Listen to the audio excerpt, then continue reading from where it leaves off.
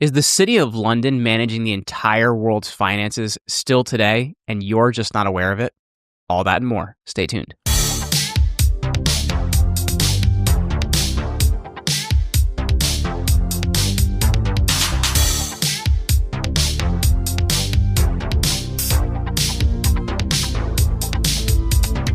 Welcome back to the Jeremy Ryan Slate Show. I am your host, Jeremy Ryan Slate, the CEO and co-founder of Command Your Brand.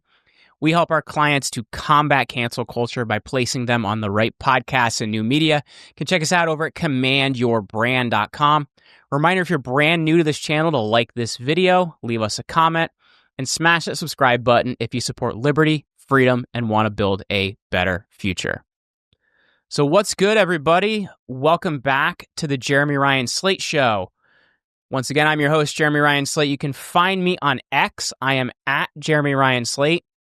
And today we're diving into a topic that's been shaping the world for centuries. I've got history, it's got power, and yeah, it's got a little bit of conspiracy, which you guys know I enjoy.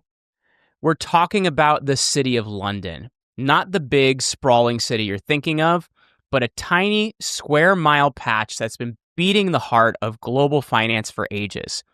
How can this place become the puppet master of money? And just how much control does it still have over our modern world? Buckle up, guys. This is going to be some connecting the dots, and we're going to have a lot of fun today. We're going to be asking some big questions, so let's dive into it. All right, folks, before we jump into some juicy stuff, let's set the stage with some context. The city of London, often called the Square Mile, isn't just part of London, England. It's a separate entity, a city within a city, with its own mayor, its own police force, and its own rules. Think of it like the financial Vatican, but instead of popes, you've got bankers pulling the strings. This place has been a powerhouse since Roman times, and today it's still one of the most influential financial hubs on the planet. But how did it get this way, and why does it matter to you and me? Let's break it down step by step with names, dates, and a little bit of historical spice I know you're going to love. So part one, we're going to take a look at the roots of the city's power. Let's start at the beginning, way back in 50 AD when the Romans set up a trading post called Londinium on the banks of the river Thames. This spot was perfect, a deep river for ships, a crossroads for trade, and a defensible position.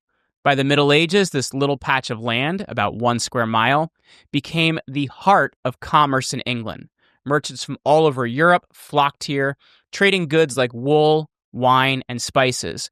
Guilds, which were like medieval unions, started forming, giving craftsmen and traders power and influence. These guilds laid the groundwork for the city's unique independence. Fast forward to the 12th century, and the city of London gets a charter from King Henry I in 1132, making it a self-governing entity. This is huge. It means the city could set its own taxes, make its own laws, and even elect its leaders, separate from the rest of England. By 1215, the Magna Carta, that famous document, reaffirms the city's special status. This is when the city starts to flex its muscles, and it's not just about trade anymore. It's about money. Now, here's where it gets interesting. In 1694, something massive happens. The Bank of England is born. This isn't just any bank. It's the world's first central bank, created to fund King William III's wars against France. The catch? It's not owned by the government. It's a private institution backed by wealthy merchants and financiers in the city of London. Names like Rothschild start popping up for the first time. With Nathan Mayer Rothschild arriving in London in 1798 to set up the banking house, the Rothschilds, along with families like the Warburgs and Barings, become the heavy hitters of this financial game. They're lending money to kings, financing wars, and building a network that stretches across Europe. So by the 1700s, the city of London isn't just a trading hub, it's the nerve center of a new kind of power, financial power. And this is where the conspiratorial bend comes in. Who's really calling the shots? Is it the kings and queens or the bankers in this square mile? Hold that thought, and we'll come back in just a second. So we're going to take a look at the British Empire's global domination and how this fits in. So let's zoom into the 19th century, the height of the British Empire. The sun never sets on it, right? From India to Africa to the Americas, Britain's got colonies everywhere. And guess who's bankrolling this global empire? You got it, the City of London. By the late 1800s, over half of the world's trade is financed in British pound sterling, the currency controlled by the Bank of England and the city's financiers. This is when London becomes the undisputed financial capital of the world, rivaled only by Paris until New York starts catching up later. The city's secret sauce? A few things. First, its location. London's time zone is perfect, sitting right between Asia and America, so traders can catch the end of the Asian markets and the opening of Wall Street. Second, its legal system, English contract law, is rooted in centuries of precedent, becomes the gold standards for global trade. It's stable, predictable, and trusted, which is catnip for businessmen. Third, the city's institutions. You've got the London Stock Exchange, founded in 1801, where companies raise billions. You've got Lloyd's Bank of London, started in 1686, ensuring everything from ships to skyscrapers. And you've got the London bullion market, setting the price of gold and silver since the 17th century. But here's the kicker.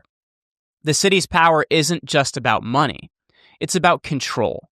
The Bank of England, the Rothschilds, and the other banking families aren't just lending money, they're shaping policy.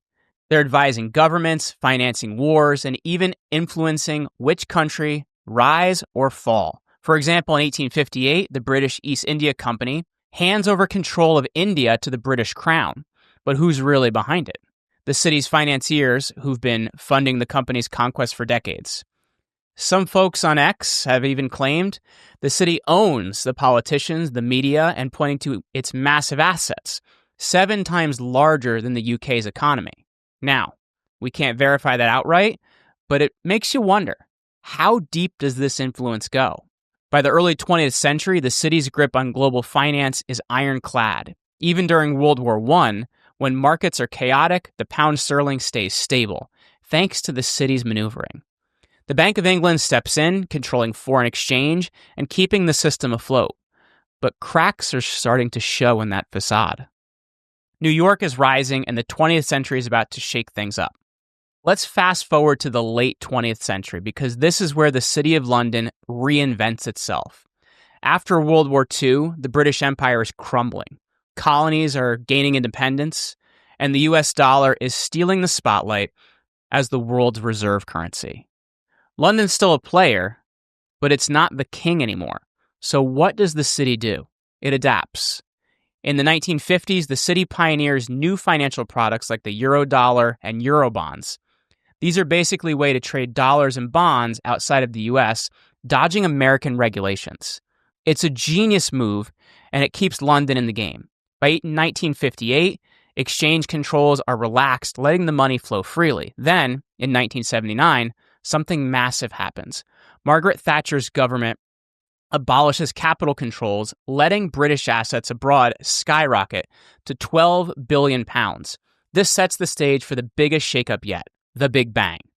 On October 27, 1986, the City of London goes through what's called the Big Bang. This is a deregulation bombshell. The Financial Services Act removes the government oversight on derivatives trading, privatizes the Bank of England's monetary policy, and opens the floodgates for global banks. Suddenly, the city is in a free-for-all. Banks from New York, Tokyo, and Frankfurt set up shop. The square mile becomes the world's largest market for foreign exchange, derivatives, and precious metals. Today, London handles 43% of the $6.6 trillion in daily foreign exchange market and half of the $6.5 trillion in interest rate derivatives. That's not pocket change, that's power. But here's where the conspiracy angle kicks in.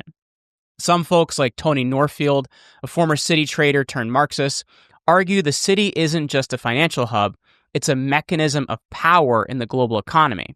In his book, The City, Northfield says the square mile, along with a network of British-linked tax havens, extracts wealth from the world. He points out that just 50 companies control a huge chunk of global production, and the city's at the heart of it.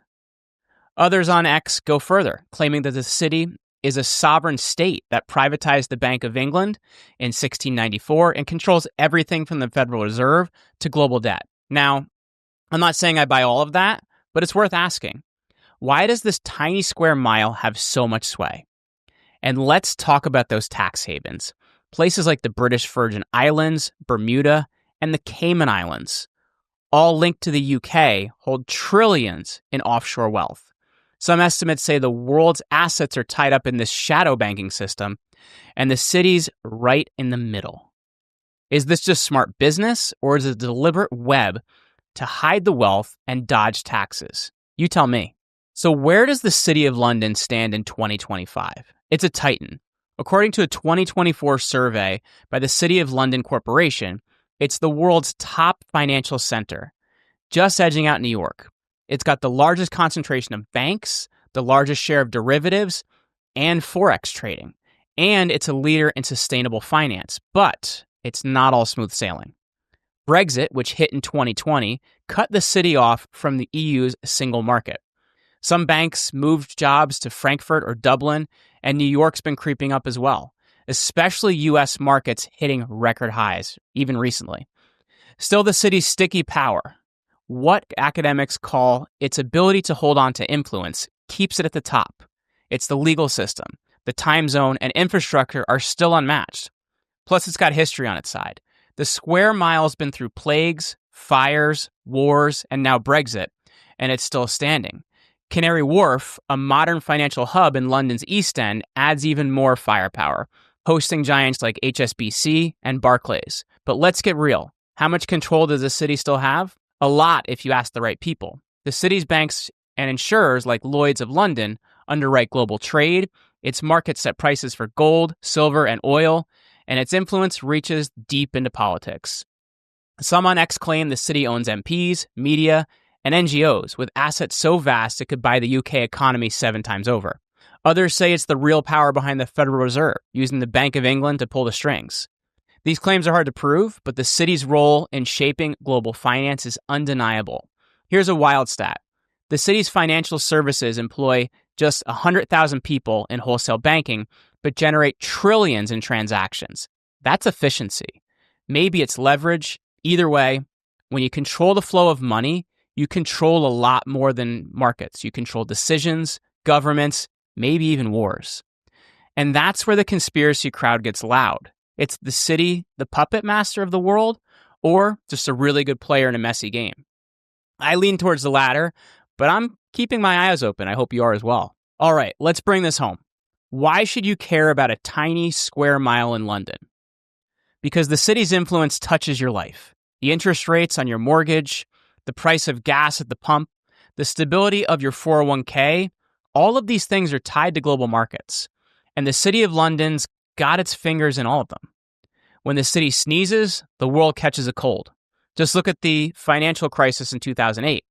It started in the US, but London's banks amplified it, spreading the pain worldwide. So what can you do? First, stay informed. Second, understand how money moves and who's moving it. Diversify your assets. The city's markets are volatile, and you don't want to be caught off guard. Third, ask the questions. When you hear about global finance or central banking, dig deeper. Who's actually in charge? Is it elected officials, or is it unelected bankers in glass towers? I'm not saying there's a grand conspiracy, but power tends to concentrate, and the city's been concentrating it for centuries. Before I wrap up, let's think about the future. The city's facing challenges: Brexit, competition from New York and Singapore, and calls for tighter regulation. But it's survived worse. My bet? It'll keep reinventing itself, just like it did after the Great Fire of 1666, the Big Bang of 1986. The question is, will it use its power for good, or will it keep playing the same old game of control? That's for you to decide. That's a wrap, folks. We've gone from Roman traders to modern bankers, from the Magna Carta to the Big Bang, and we've asked some big questions about who really runs the show. The City of London's financial empire is real, and it's influential everywhere. What do you think it is? Is it just business, or is there something deeper? What's going on? Drop your thoughts here in the comments. Hit the like button, subscribe, make sure you hit that notifications bell so you don't miss another new episode. And follow me on X. I am at Jeremy Ryan Slate. I'll catch you guys next time.